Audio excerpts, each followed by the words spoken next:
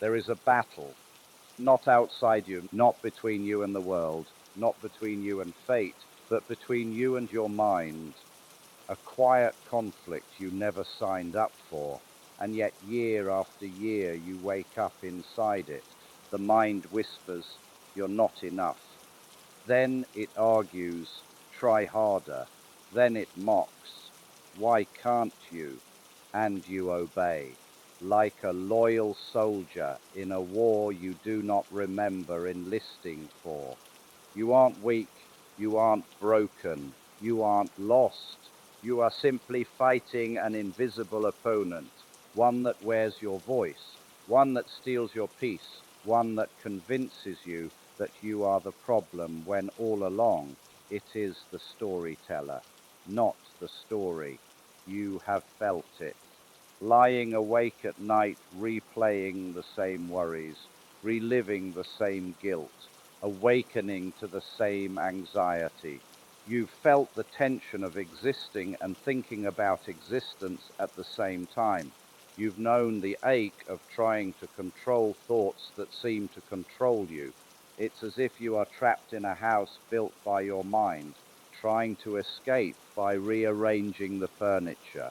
You tell yourself, "Stop overthinking." But the mind replies, "Fine, let me overthink about overthinking."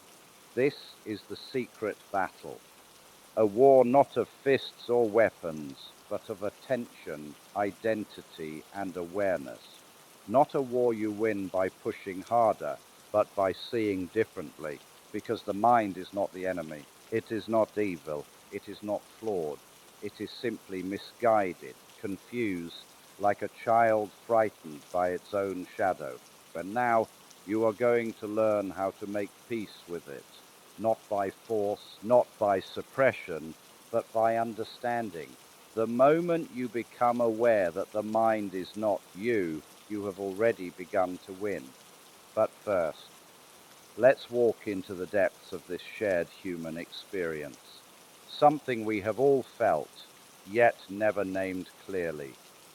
Let's step into the secret battle that has shaped every decision, every fear, every regret, every hesitation. Walk with me, slowly, gently, honestly, as we uncover the truth behind the thoughts and the freedom behind awareness. Think of the last time you felt overwhelmed, not by the world, but by the storm inside your own head. Maybe it was a simple situation, a text unanswered, a mistake repeated, a memory revisited, and suddenly your thoughts spiraled. The mind created stories. What will they think? Did I mess everything up? What if everything goes wrong? And there you were, not in the moment, but trapped in a version of the moment. Where did those thoughts come from? Who gave them authority? Why did they feel real? The mind is like a projector, casting moving images on the screen of consciousness. And you, the watcher, forget you are the audience and start believing you're inside the movie. You chase a past you cannot edit. You fear a future you cannot predict. But right now, in this moment, nothing is actually wrong. The threat exists only in imagination. The pain exists only in memory. The anxiety exists only in anticipation. And yet the body reacts. The heart accelerates. The breath tightens. The stomach knots. Because the mind does not know the difference between imagination and reality. It is a storyteller that forgot its own fiction. No one taught you how to handle this. No one explained that you are not the voice in your head. As children, we learn to walk, to talk, to tie our shoes, but never to observe the mind. Schools taught math and grammar, but never taught awareness. Society taught competition and ambition, but never taught peace. So here we are, adults with brilliant intelligence, yet untrained in the most basic human skill, the ability to understand the mind that shapes our entire inner world. You have been trained to respond to your thoughts, but never to question them, to obey them, but never to investigate, to believe them, but never to witness them from a distance. And that's why the battle feels exhausting, because you're fighting blindfolded, not understanding the opponent, not knowing its motives. But here's the truth. The mind is not cruel, it is protective. Its stories, though painful, are attempts to shield you from suffering. Every anxious thought was once a survival instinct. Every fearful story was an attempt to prepare you. Every self-criticism was meant to push you toward improvement. The mind is not trying to hurt you, it is trying to keep you safe. But like an overprotective guardian, it has forgotten how to let you live. That is where the suffering begins. Here is the secret wisdom all spiritual paths point toward. You are not the mind. You are the awareness that sees the mind. The mind is a tool. Awareness is the master. The mind is the instrument. Awareness is the musician. The mind is the canvas. Awareness is the painter. You are consciousness, the silent witness beneath all thought. When a thought appears, awareness sees it. When a worry appears, awareness observes it. When anger rises, awareness feels it. The thoughts are clouds. Awareness is the sky. The mind is noise. Awareness is the silence that hears it. You are not the voice in your head. You are the one listening. The ego screams, I am the center of everything. But awareness whispers, I am everything, witnessing the center. This shift is liberation.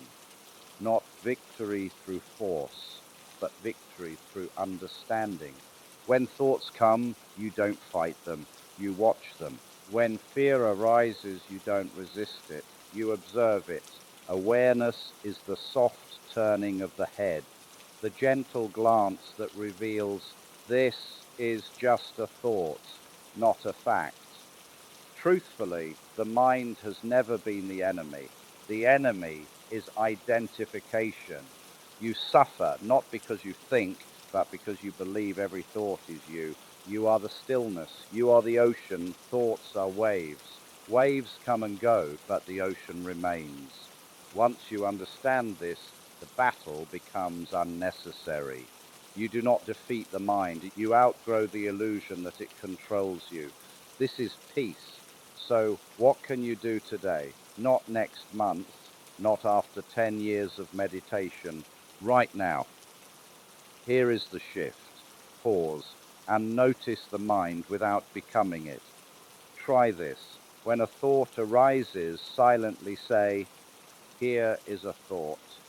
When anxiety arises, here is anxiety.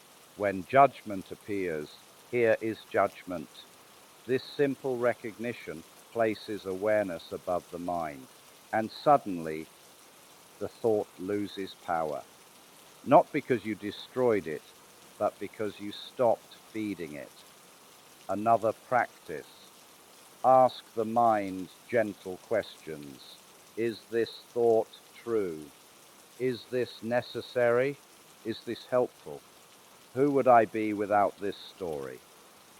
Not aggressively, not in argument, just curiosity. The mind is not a monster, it is a frightened storyteller. Speak to it like a child confused in the dark. Thank you for trying to protect me, but I am safe now. This softens the whole system. Also try this shift from thinking into sensing. Feel your breath. Feel your feet on the ground.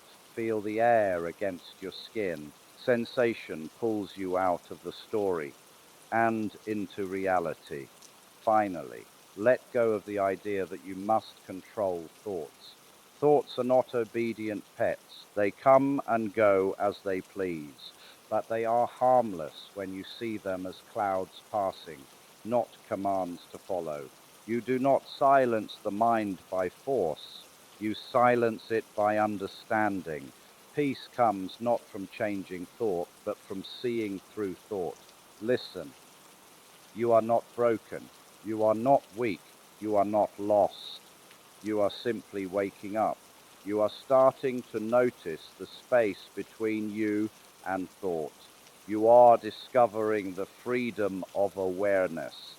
And in that space, the battle ends. Not because you defeated the mind, but because you realized there was never an enemy. There was only misunderstanding, only confusion, only identification. Now you can walk lighter. You can breathe deeper. You can listen to thoughts without being swallowed by them. When the mind speaks, you can smile. Ah, there you are again. And return to presence. Return to awareness. Return to peace. You are not the storm. You are the sky. You are not the voice. You are the silence. You are not the thought. You are the awareness behind it. This is the freedom that sages, mystics, poets, and seekers spoke of. Not neon enlightenment, not cosmic fireworks, but gentle clarity, a soft smile in the center of the soul. The battle ends not in victory, but in understanding, in awareness, in compassion, in truth. May you walk with this knowledge. May you trust your awareness. May you rest in the peace that was always yours. The secret battle between you and your mind is over, because you finally know who you really are.